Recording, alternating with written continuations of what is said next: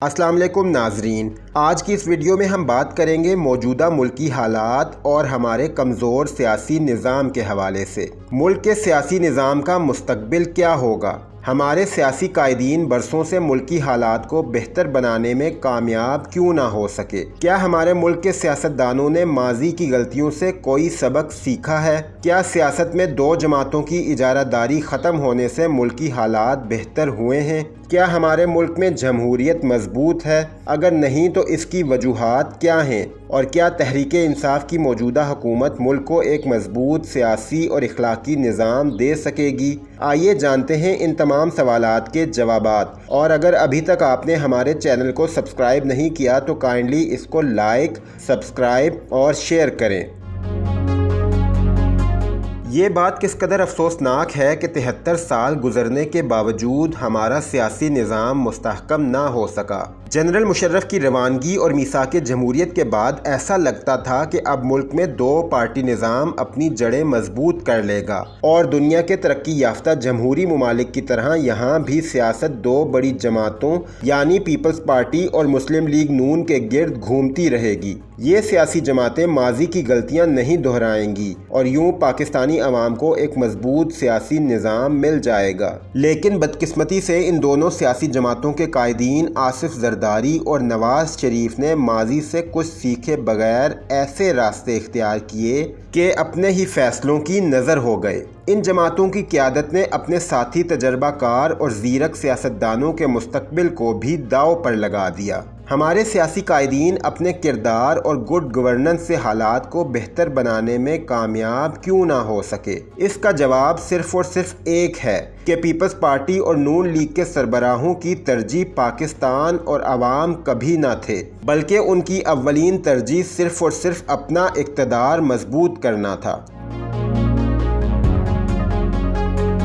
آصف علی زرداری اور ان کی ٹیم نے 5 سالہ دور حکومت کے دوران جو فیصلے کیے وہ کسی سے چھپے ہوئے نہیں۔ ملک کی سب سے بڑی اور قومی سیاسی جماعت پیپلز پارٹی اندرون سندھ کی پارٹی بن کر رہ گئی۔ وہ اپنے پچھلے 7 سالہ دور اقتدار اور پھر سندھ میں حکومت کے موجودہ 5 سال کے دوران بھی خود کو بہتر نہ کر سکی۔ نون لیگ، جس کے بارے میں یہ تاثر عام تھا کہ پیپلز پارٹی کی نسبت بہتر گورننس کر سکتی ہے، ترقیاتی منصوبے بنا سکتی ہے اور ایک مستحکم سیاسی جماعت کے طور پر مستقبل میں بھی اپنا قومی کردار احسن طریقے سے ادا کر سکتی ہے، لیکن عوام کو یہاں بھی مایوسی کے سوا کچھ نہ ملا۔ ایک طرف تو مسلم لیگ نون کو عمران خان نے کافی ٹف ٹائم دیا تو دوسری طرف پاناما کا خطرناک حملہ جماعت کے قائد نواز شریف کے اوسان خطا کر گیا۔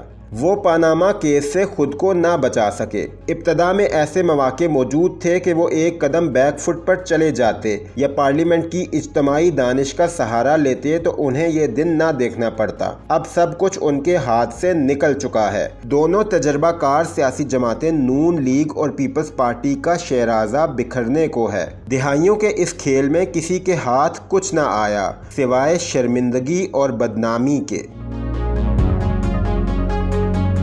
اب رہا سوال تحریک انصاف اور دوسری سیاسی جماعتوں کا۔ تحریک انصاف بظاہر نمایاں ہو کر سامنے آ رہی ہے، لیکن بدقسمتی سے اس پارٹی سے بھی یہ توقع نہیں کی جا سکتی کہ وہ ملک میں اخلاقی اور سیاسی طور پر ایک مستحکم نظام دے سکے۔ نیا پاکستان بنانے کی دعوے دار اس پارٹی کے پاس کون کون سے ایسے شاہکار ہیں جو نئے پاکستان کی تعمیر میں مستری کا کام کر رہے ہیں؟ ان میں پیپلز پارٹی کے 13، کاف لیگ کے 8، ایم ایم اے کے 3، مسلم لیگ نون کے 4 اور ایم کیو ایم کے لوگ بھی شامل ہیں۔ اس کے علاوہ مشیروں اور ایڈوائزرز کی فوج بھی متبادل کابینہ کا کام سر انجام دے رہی ہے۔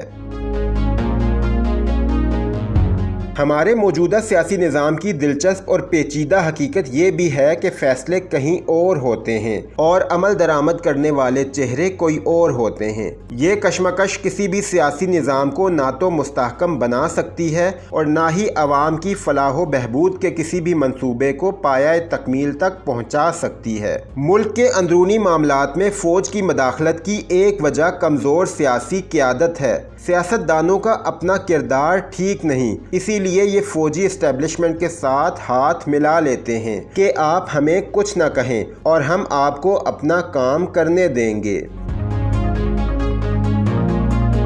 بلا شبہ نواز شریف کا بیانیہ ووٹ کو عزت دو جمہوریت کی روح ہے۔ نواز شریف نے اس بیانیے کو سامنے لانے میں کافی دیر کر دی۔ کچھ عرصہ یہ نعرہ منظر سے غائب رہا اور اب پھر اس کا شور سنائی دے رہا ہے۔ ان تمام باتوں سے عوام بھی کنفیوز ہے کہ اگر واقعی نواز شریف ووٹ کو عزت دلوانا چاہتے ہیں تو پھر اپنے اس بیانیے پر ڈٹ کیوں نہیں جاتے؟ مشکل پڑنے پر ہی اس نعرے کا فائدہ کیوں اٹھاتے ہیں؟ پاکستان کے زمینی سیاسی حقائق میں اس بیانیے کی پذیرائی کم از کم مستقبل قریب میں نظر نہیں آتی۔ ہماری تاریخ کا 70 سالہ تجربہ بتاتا ہے کہ جب تک ملک کی عسکری اور سیاسی قیادت اتفاق رائے سے پاکستان کے سیاسی نظام کی حدود پر متفق نہیں ہوتی اور آئین پاکستان میں ان حدود کا تعین نہیں کیا جاتا، اس وقت تک ہم سیاسی نظام کو مستحکم نہیں کر سکتے۔ آج وقت نے ثابت کر دیا ہے کہ اس صورتحال سے ملک کو نکالنے کے لیے قومی ڈائیلاگ کا آغاز کرنا ضروری ہے۔ اس ڈائیلاگ کی بنیاد پر آئینی ترامیم کے ذریعے ہی سیاسی نظام کو آگے بڑھایا جا سکتا ہے۔ اگر سیاسی نظام اسی طرح کمزور رہا تو حالات کسی کے بھی کنٹرول میں نہ رہیں گے۔ ڈائیلاگ کے عمل میں جتنی بھی دیر کی جائے گی، حالات اتنے ہی پیچیدہ ہوتے جائیں گے۔